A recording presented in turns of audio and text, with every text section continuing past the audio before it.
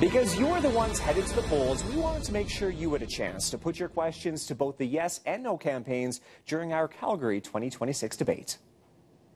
And you just made a great argument that you would make to the IOC to win that bid, and that's awesome, because Calgary is a fabulous city. But what that doesn't talk about is what Calgary needs from Calgarians' point of view. You talked about what the bid could be and what will serve the IOC for a great Olympic Games.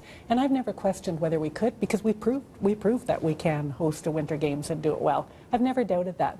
My point is that there is a different path we could be on. Which is? It's based on where we are currently economically, what we need to do economically. Which is? There is a lot more we can invest in, like the new economy kinds of companies and the IT kind of world that we need to move into, and that will help work on the downtown office vacancy. And none of that will happen by focusing on the Olympics. And this one's from Twitter.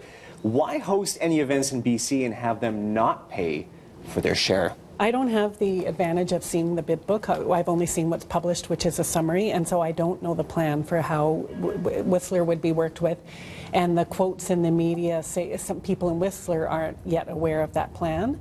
But what we are hearing from Calgarians is who are nostalgic for 1988, that having these events spread further does take away from a Calgary Olympics if we were to go forward. And for some people that's makes it less appealing. 2 events, 150 athletes, a very, very marginal part of a broader bid. And I'll go back to what I said earlier. They're doing us the favor, not the other way around.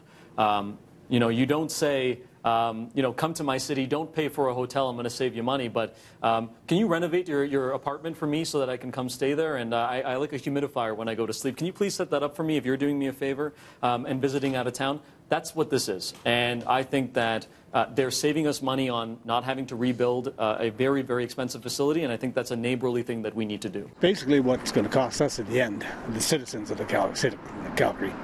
Because, we did it in 88. We didn't look like we got hurt too bad on that one. Economy's changed an awful lot since then.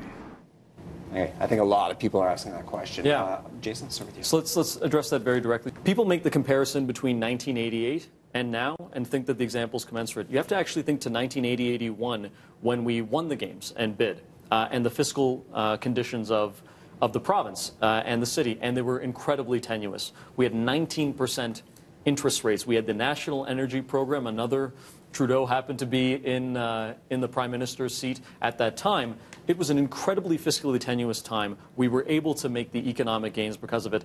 In 2008, we had a global recession. Stephen Harper in 2010 proceeded with the Olympics and said, this will mark a new age of economic growth for the city, and people will remember the best Winter Olympics that have ever been hosted in history. This is something that translates across political lines, I think.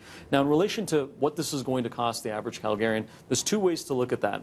The first is it going to cost you less or more than if you don't pursue the Olympics? Undoubtedly, the answer is more, because Council has signaled that we're going to pay for a field house. If we don't share the cost through a bid, that is $300 to $320 million of Calgary taxpayer dollars.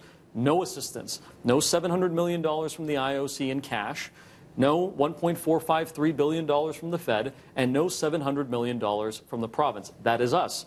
As we approach the total games cost, I think right now is at $390 million, but also then boosted by all of those other figures, undoubtedly you get a far better return. And then the lastly on what it's going to cost, depending if you're a property tax owner, Trevor Tombe came out very clearly today and stated $25 is just his estimate a year.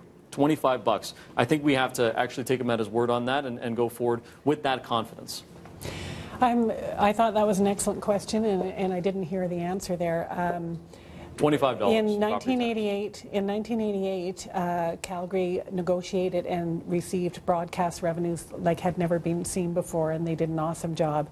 As soon as the IOC saw that great deal, they changed it so that the broadcast revenues go to them, and then some of the money comes back to the host city. So interesting that Calgary's fabulous success in '88 is actually the IOC took away and changed it so that the host city does not get that benefit anymore. And so we have to be very concerned about the cost for Calgary and the risk for Calgary, because we know there is reluctance to cover cost overruns. And so there is an unknown there. What we do know, too, in the number that's in the bid in terms of what sits with the city is not all the cost, because there are elements not yet costed out that the city will have to carry. So the cost is more than is in the bid book for the city, and then the risk of the cost overruns would be additional, and no one knows what those are. A thank you to everyone who sent in their questions ahead of and during the debates. For the full show and highlights, you can head to our website, 660citynews.com, or go to our Facebook page. A thank you to both Aaron Waite and Jason Ribeiro for coming in for the City News Calgary 2026 debate, and a reminder to vote on November 13th. In Calgary, Mike Yanni, City News.